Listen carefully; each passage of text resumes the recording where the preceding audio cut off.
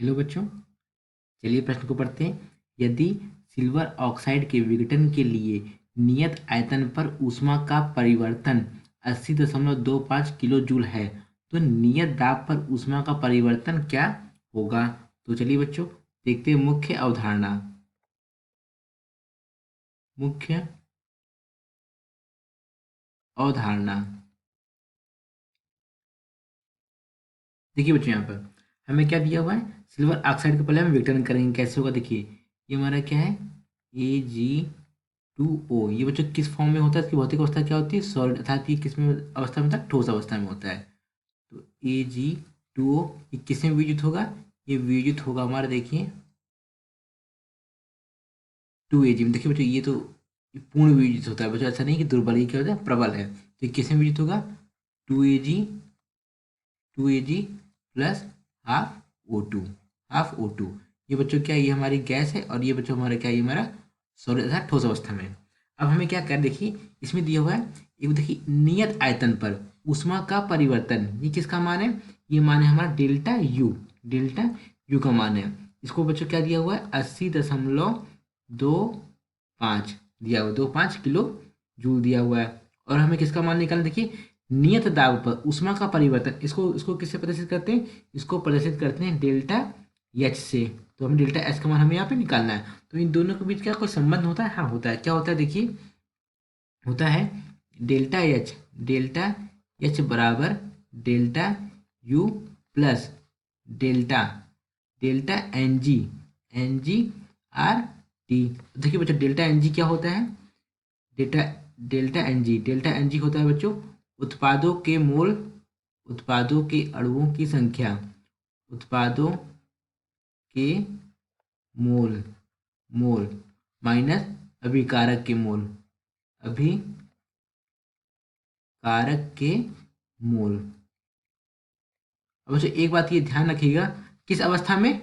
गैसीय अवस्था में। बात की मोल गैसीय अवस्था में। यहाँ पर भी होगा अभिकारक के मोल किस अवस्था में? गैसीय अवस्था में।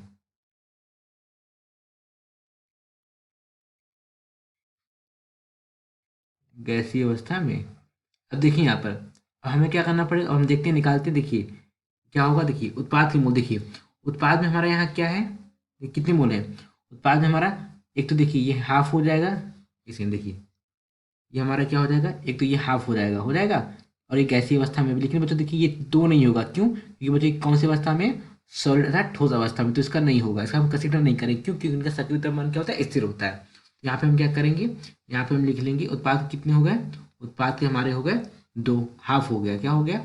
हाफ हो गया। माइनस, अब देखते हैं अभिकारक। अभिकारक की तरफ बच्चों ये सीन है, क्या देखिए ये सॉलिड है ना बच्चों। सॉलिड यहाँ पे है कितना है वैसे में? यहाँ पर एक है, लेकिन इसको कंसिडर नहीं करेंगे। क्यों? क्योंकि बच्चों ये कौन सी अवस्था में?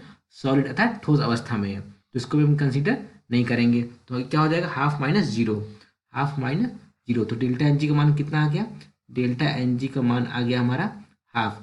तो बच्चों हम इसको कह सकते हैं, क्या कह सकते हैं? कि ये डेल्टा एन जी का जो मान है, डेल्टा एन जी का मान है वो क्या जीरो से ज़्यादा है? हाँ जीरो से ज़्यादा है। तो अब हम यहाँ पे ये मान रख लेते हैं। देखिए डेल्टा एच बराबर हो जाएगा, डेल्टा यू का मान कितना है? 80.25। डेल्टा एन जी का मान कितना आ गया था? हाफ। Half R T. तो देखिए यहाँ पे अब हम ये क्या कह सकते हैं? देखिए जो डेल्टा एच का जो मान होगा वो 80.25 से क्या होगा? ज़्यादा होगा। होगा ना बच्चों? होगा ना? हाँ होगा। तो हम इसको ये ऐसे कैसे लिख सकते हैं? Delta H greater than delta U plus half R T. कितना ज़्यादा है बच्चों? इसमें से कितना ज़्यादा है? ये इतना ज़्यादा, हाफ आर टी का मान इसके ज़्यादा है। देखिए अब यहाँ पे देखिए क्या हो जाएगा? इसको हम कैसे लिख सकते हैं? इसको ऐसे भी लिख सकते हैं। देखिए क्या लिख सकते हैं इसको बच्चों? इस तरीके से प्रदर्शित किया जाता है, delta H greater than delta U. इस तरफ से इसको क्या कर सकते हैं बच्चों? प्रदर्शित कर सकते हैं। तब देखिए यहाँ पर हमारा सही विकल्प कौन सा हो जाएगा? सही विकल्प हो जाएगा हमारा, देखिए कौन सा हो जाएगा? विकल्प सी।